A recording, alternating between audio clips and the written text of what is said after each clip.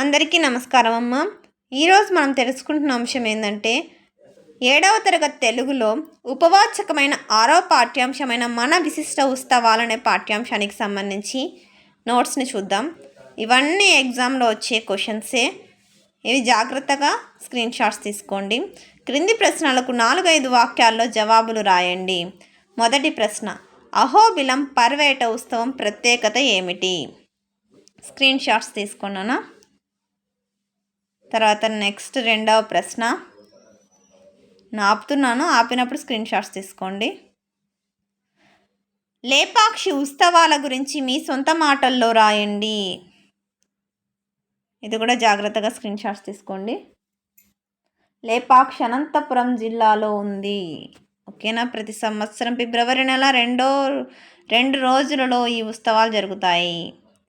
సాంస్కృతిక కార్యక్రమాలు, యక్షగానాలు, హరికథలు కూడా ఇక్కడ ఉంటాయి. నృత్య, గాన, సంగీత ప్రదర్శనలు ఆకట్టుకుంటాయి.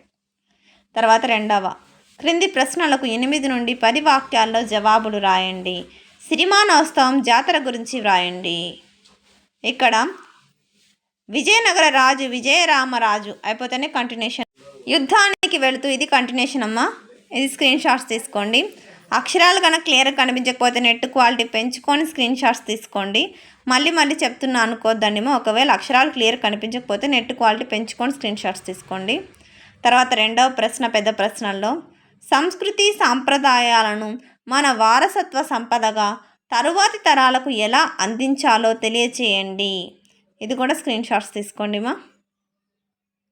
నేను ఆపినప్పుడు స్క్రీన్ షాట్స్ తీసుకోండి. అర్థమవుతుందా? మీరు చిన్నపిల్లలకు ఐడియా ఉంటుంది కదనా? ఇక్కడ చూడండి, పెద్దలు అయిపోతే నెక్స్ట్, పెద్దలు ప్రారంభించిన దానిని వారి పర్యవేక్షణలో తర్వాతి తరాల వారు పిల్లలు ఆచరించాలి. ఇలాగే తరతరాలు అంతరాలు లేకుండా అందరూ పాల్గొనాలి. అప్పుడే మన వారసత్వం, సంస్కృతి, సాంప్రదాయాలు కలకాలం వర్ధిల్లుతాయి.